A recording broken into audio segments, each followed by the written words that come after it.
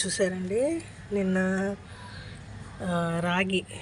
రాగులు బాగా కడిగాను 10 సార్లు 20 సార్లు కడిగి మట్టి అని తీసుకొచ్చింది గాలిచ్చి ఆ తడిగానే ఉన్నప్పుడే క్లాత్లో వేసి చుట్టానండి. చూసారా మొలకలు వచ్చినాయి.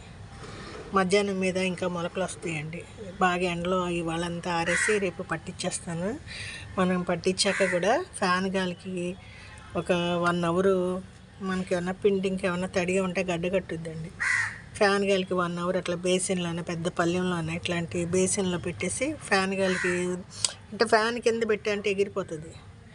గాలి తగిలేలాగా పెట్టుకున్నారంటే మీకు 2-3 నెలలండి చక్కగా. చూసారా ఇట్లా తేగాలండి. ఊరికే రాగులు పట్టించేసి పొడులు కొనేసి పెట్టకూడదు. ఇట్లా కడుక్కొని మొలకలు వచ్చాక ఆరబోసుకుని చక్కగా ఆరబోసుకున్నాక బాగా గాలికి మురమురలాడేలాగా మీరు మిషన్ నుంచి రాగానే మూత పెట్టేశారంటే గడ్డ కట్టేస్తుంది.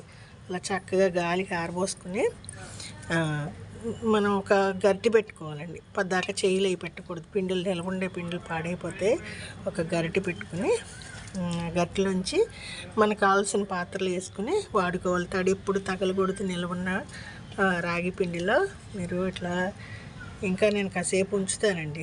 కాసేపు మూసి పెడతాను. క్లాత్ ఇంకా తడిగానే ఉంది.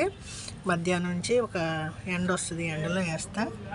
రాగులు మొలకలు వచ్చినాయండి. మీరు కూడా ఇట్లా నీట్గా రాగి పిండి మొలకలు వచ్చాక పట్టించుకుని చక్కగా దాచుకున్నారంటే రాగి పిండి తిన్న సాటిస్ఫాక్షన్ ఉంటుందండి. బెనిఫిట్స్ ఉంటాయి.